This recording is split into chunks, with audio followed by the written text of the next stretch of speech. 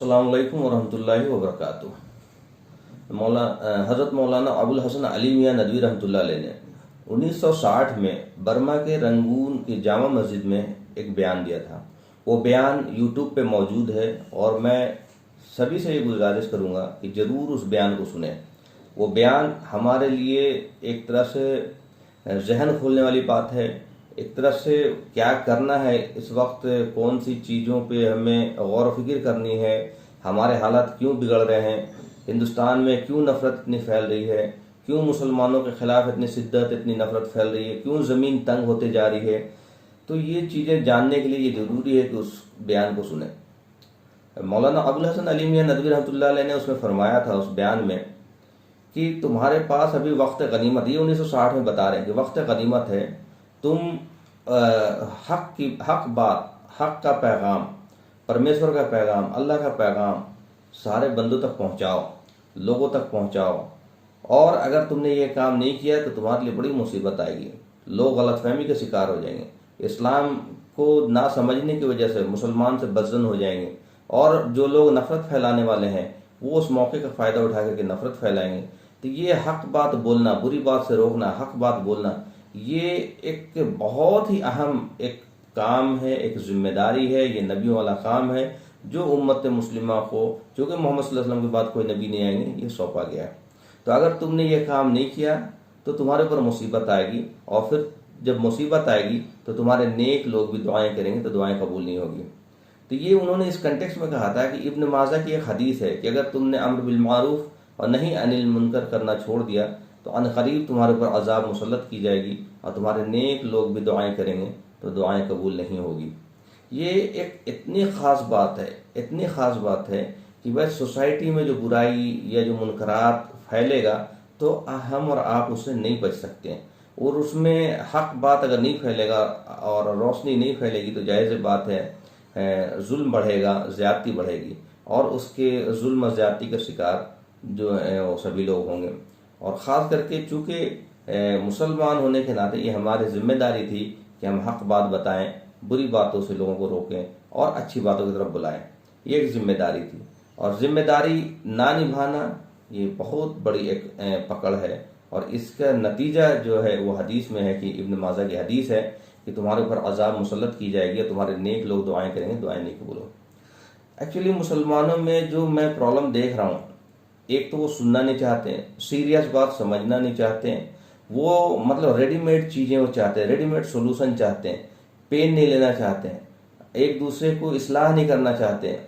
बस वो इस चक्कर में है कि भाई 100 बार ये पढ़ लो, 100 बार ये वजीफ़ा पढ़ लो, इतना करोड़ मिल जाएगा, रात भर में तकदीर बदल जाएगी और ये नक्शा बदल जाएगा। मतलब लोगों को उलझा रखा है, और वो लोग भी उसमें उलझ रखे हैं कि उनको चाहिए बस रेडीमेड, की रात में पढ़ा और सुबह ये हो गया, अभी पढ़ा और सुबह ये हो गया। मतलब ऐसा है जैसे खजाना ही हाथ लग गया।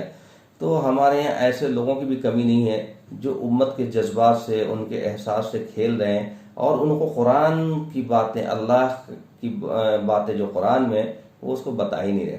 बहुत तरह तरह के बहाना, लोगों के बहाने भी एक से एक हैं कि भाई आप उनसे पूछिए कि भाई आप इस्लाम की बातें क्यों नहीं पहुँचाते लोगों को, आप उनकी हक क्यों नहीं देते, उनको क्यों नहीं बताते कि भाई तुम्हारा रब कौन है, ज़िंदगी का मकसद क्या है, मरने के बाद क्या होगा, और अल्लाह ने किस तरह से ज्ञान दिया है। तो उनके बहाने एक से एक होंगे। वो कहते हैं कि भाई मैं सुधर जाऊं तो मुझे देख करके लोग ईमान ले आएंगे। ऐसा कभी हुआ ही नहीं, किसी अंबिया के साथ नहीं हुआ कि लोग देख करके ईमान, उनको बोलना पड़ता था। मोहम्मद सल्लल्लाहु अलैहि वसल्लम, रसूलुल्लाह सल्लल्लाहु अलैहि वसल्लम 70 बार का वाक़या जा रहा है। ताइफ में उनको पत्थर मारा गया, सर में सजदे के टाइम में ओझड़ी रख दिया गया, उनकी गर्दन दबा दी गई, कई तकलीफें तो गुजरे, और वो बता रहे हैं। उनको देख करके तो ईमान नहीं ला रहा, सहाबा रज़ियल्लाहु ताला को देख करके लोग ईमान नहीं ला रहे। एक्सेप्शन वो एक अलग बात है, जनरल बातें हो रही है, एक्सेप्शनल केसेस की बातें नहीं हो रही। तो लोग कह रहे हैं हमें देख करके ईमान ले आएंगे, जब उनको देख कर ईमान नहीं लाते तो हमें देख कर कौन सी ईमान लेंगे। और क्या हम वो सहाबा की जो लेवल है, सहाबा रज़ियल्लाहु ताला अन्हु का जो लेवल है, जो मामलात का और उनका जो तज़किया नफ्स का और उनका जो अपना मामलात था, जो अल्लाह की बंदगी का लेवल था, वहाँ तक तो हम पहुँच भी नहीं सकते। तो ये इम्प्रैक्टिकल बात है। कई बार ये बोलेंगे कि भाई अभी तो अपने ही नहीं सुधरे, अपने सुधर जाएंगे तो फिर हम उनको देखेंगे। भाई अभी अगर हमारे घर में आग लग गया तो पहले इसको बुझाएंगे तो ये भी बड़े बेवकूफ़ी वाली बेतुका बात है। भाई अगर आग लग गया अपने घर में, दूसरे के घर में, तो अपने घर के भी आग बुझाएंगे, दूसरे घर के भी आग बुझाएंगे। दूसरा है ही नहीं कोई, गैर है ही नहीं कोई। एक ही अल्लाह के पैदा किए, एक ही परमेश्वर के सारे बंदे हैं जो पैदा किए गए, और एक ही माँ बाप आदम एंड हव्वा अलैहिस्सलाम के संतान थे। एक माँ बाप के संतान आपस में भाई हैं, खूनी रिश्तेदार हैं। तो गैर, किसी नबी ने अपने कौम को गैर नहीं कहा। अपने ऐ मेरे कौम के लोगों, ऐ मेरे कौम के लोगों कहा। और उनको कौम की दर्द होती थी कि भाई कौम के लोग जो हैं रब को, परमेश्वर को मानने वाले बन जाए। तो यहाँ पे ये है कि भाई अपने और गैर का ये तफरका कहाँ से आया। और अल्लाह हमें अगर ऐसा होता तो अल्लाह हमें बताते। और आप सीरत देखते, रसूलुल्लाह सल्लल्लाहु अलैहि वसल्लम की सीरत देख लें, वो सारी इंसानियत को दावत दे रहे हैं, और जो लोग ईमान ला रहे हैं उसको टीचिंग एंड ट्रेनिंग कर रहे हैं। तो जो नबी का तरीका है, जो रसूलुल्लाह सल्लल्लाहु अलैहि वसल्लम का तरीका है, वो तरीका यही है कि सारी इंसानियत को रब का पैगाम पहुंचाना। जो लोग ईमान लाते हैं उसको ईमान के इस्लाम की बातें बताना। तो ये तो बातें थी। तो ये जो गैर और अपने का जो फ़र्क कर दिया, तो ये भी मतलब बेतुका है, इलॉजिकल है। कई बार कहते हैं कि बड़ों ने मना किया, अभी हिकमत नहीं है। बड़ों ने, अल्लाह के रसूल से बड़ा कौन हो जाएगा। जब अल्लाह के रसूल कह रहे हैं कि तुम्हें हर दौर में, हर हाल में, हर सिचुएशन में ये आपको करना ही है, अम्र बिल मारूफ और नही अनिल मुनकर करना ही है। आपको खैर उम्मत का लक़ब दिया गया है, सारे मुसलमान, सारे उम्मत को खैर उम्मत का लक़ब दिया गया है, और वो इसलिए है कि आप लोगों को भलाई की तरफ बुलाते हो और बुराई से रोकते हो, मुनकरात से रोकते हो। मुनकरात में सबसे बड़ा मुनकर जो है वो शिर्क है और कुफ्र है, लोगों से रोकते हो। तो ये बड़े कैसे मना कर देंगे, अपने तरफ से तो कोई मना नहीं करेंगे।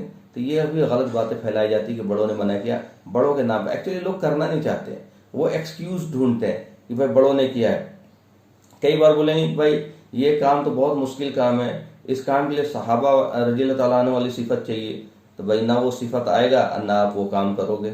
तो ये तो मतलब सारे जो है ना, ऐसे ऐसे एक्सक्यूज हैं लोगों के कि इंसान हैरत में पड़ जाए कि किस तरह के एक्सक्यूज लोग देते हैं।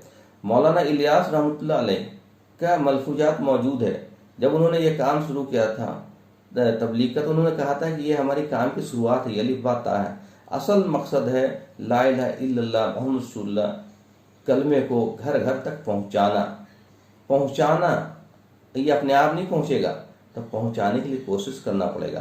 तो ये जो बहाने हैं, हीला बहाने कि अभी हम सुधर जाएं, अभी अपने नहीं सुधरे हैं, तो अभी मतलब बड़ों ने मना किया है, तो ये सब जो है फिर हमारे लिए ज़मीन तंग हो जाएगी, और फिर आप काम करना चाहेंगे तो आपको काम करने का भी मौका नहीं मिलेगा। फिर जो आप भी काम कर रहे हैं वो भी काम बंद हो जाएगा, और फिर आप अफसोस के अलावा कुछ नहीं होगा कि काश मैंने अल्लाह के रसूल की बात मानी होती। और अल्लाह का वादा है कि अगर तुम, कुरान में आता है बिस्मिल्लाहिर्रहमानिर्रहीम, या अय्युहल्लज़ीना आमनू इन तंसुरुल्लाह यंसुरकुम वयसब्बित अक़दामकुम, अगर तुम अल्लाह की नुसरत करोगे अल्लाह तुम्हारी नुसरत करेगा और तुम्हारे कदम जमा देगा। तो ये नुसरत जो है वो तभी होगी जब अल्लाह की दीन के लिए आप जो है हक बात के लिए, दुनिया में मतलब अच्छाई के लिए, बुराई को रोकने के लिए, है ना, बुरे कामों से खुद भी बचें और दूसरे को भी रोकें, खुद भी परमेश्वर की बंदगी करें, अल्लाह की बंदगी करें, और दूसरों को भी अल्लाह की बंदगी और परमेश्वर की बंदगी की तरफ उभारें। भाई हमें वहाँ लौटना है। ये हर इंसान के अंदर ये एक क्वेरीज तो रहती है कि भाई लौटना है, पता नहीं क्या होगा, नहीं हो, ये कंसेप्ट को बिगाड़ा गया है। तो इसीलिए वो जो फाइनल किताब है कुरान और आखिरी रसूल है मोहम्मद सल्लल्लाहु अलैहि वसल्लम, लोगों को एक तरह से मोटिवेट करना है कि भाई आप कम से कम एक बार पढ़ो। भाई हम किसी को मुसलमान नहीं बना सकते, और ना ही ये इस्लाम की ये तालीम है। हम अल्लाह का पैगाम, कुरान का पैगाम, इस्लाम का पैगाम सिर्फ पहुँचाने वाले हैं, पहुँचा सकते हैं। मानना ना मानना, हिदायत देना अल्लाह के हाथ में है। तो ये तो तस्वुर ही नहीं कि हम किसी को मुसलमान बना दें। मुसलमान तो हम बना ही नहीं सकते, लेकिन ये अल्लाह का ख़ास इनाम है कि वो जिसको चाहे दिलों में जो बात डाल दे। लेकिन ये काम करने का अब एक्सक्यूज़ का भी टाइम ख़त्म हो गया। अब ज़मीन तंग होती जा रही है, और अभी भी अगर नहीं खड़े हुए, अभी भी आपने नहीं अपने आप को सुधारा, अपनी इस्लाह नहीं की, मस्जिदों में नमाजियों की तादाद आप देख लीजिए क्या हाल है, मामलात देख लीजिए क्या हाल है, लोगों के शादियों का हाल क्या है, तो आप सारी चीज़ में आप बिगाड़ देखेंगे। तो अपनी भी इस्लाह करना है और लोगों को ईमान की दावत देना है।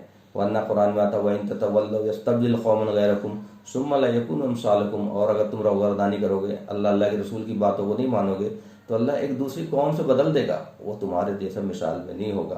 तो आप समझ लीजिए कि बहुत ही ख़तरनाक है कि आप अगर दीन पे नहीं चलते हैं और लोगों को अल्लाह की तरफ, अल्लाह के और अल्लाह कुरान का और मोहम्मद सल्लल्लाहु अलैहि वसल्लम को पैगाम नहीं देते हैं, तो यहाँ पे भी शदीद अजाब है और आखिरत में भी शदीद अजाब है। व आखिर दावाना अल्हम्दुलिल्लाहि रब्बिल आलमीन।